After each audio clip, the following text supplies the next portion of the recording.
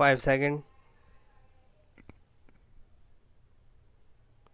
Mr. Vice Chairman, I wish the matter had not come up for discussion in this House in the form in which it has come because we will be discussing it appears the same subject more or less piecemeal in connection with the other two bills as well.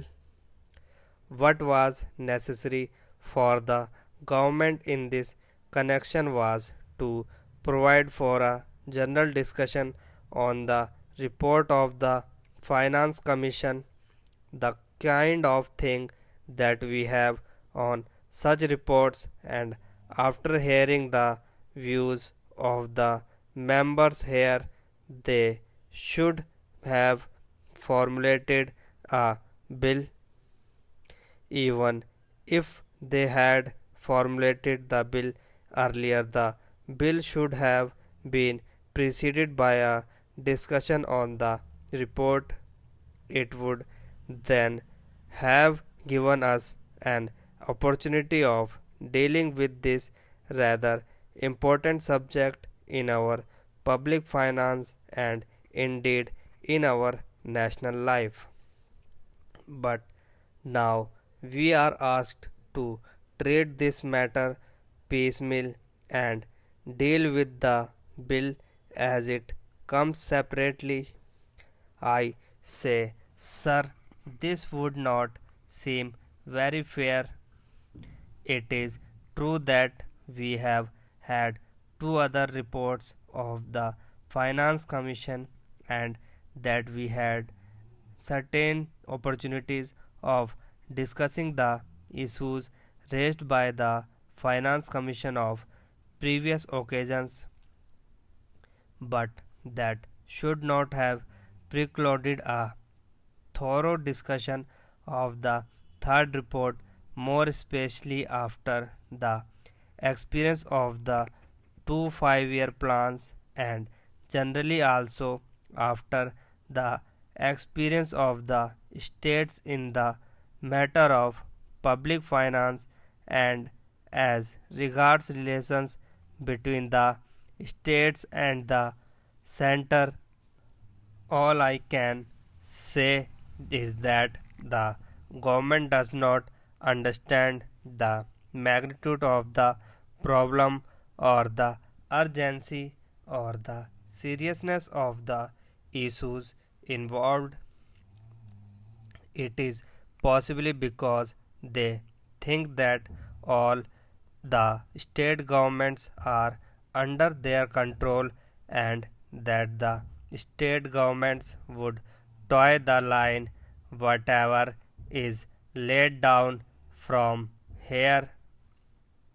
Suppose, sir, today a number of states had been outside the control of the same party which controls the central government. Problems would have become acute because conflicts between the state governments controlled by certain other parties and those controlled by the Congress party which controls the central government would have arisen sharply, calling for 1,000 discussions and mutual consultation in a different way.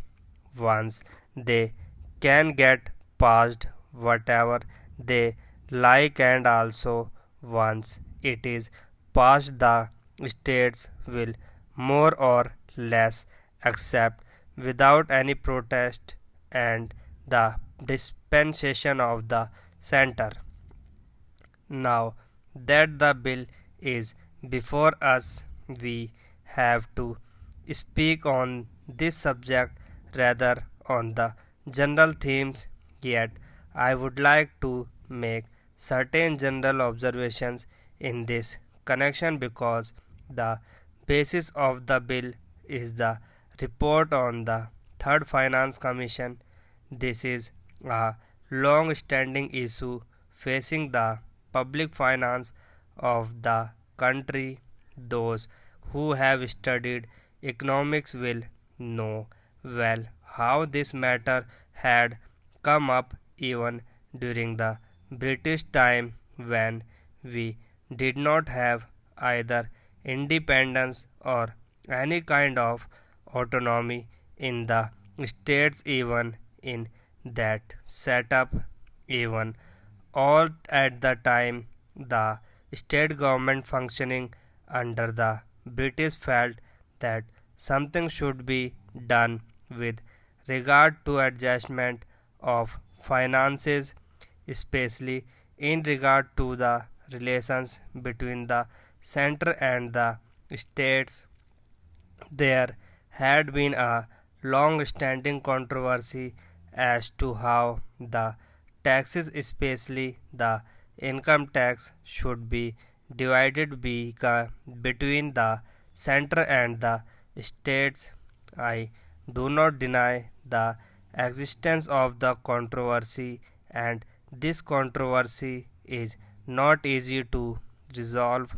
I entirely agree, but I should have thought that the Third Finance Commission should be tried to face the problems before it, not more or less in a routine manner, but in the context of the new things, not only as they are today, but as they are going to shape in the coming future.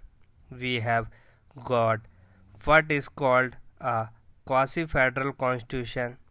I do not say federal constitution, although the spirit is there, but a quasi-federal constitution because many of the powers that should remain with the states are now in the hands of the central government. Therefore, in that way, it is more unitary in character than federal.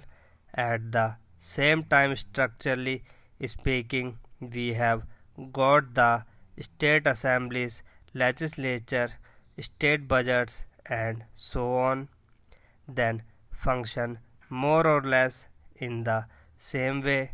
But if you go a little deeper into the affairs, it would immediately lead you to think that the states do not have any substantial real powers, especially in the matter of finance.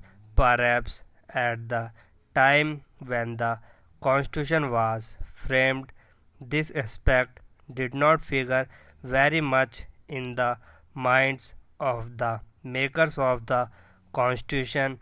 We had just become free, and the concept of wedding India into a solid nation was uppermost in the minds of those people who framed the Constitution and all other as well.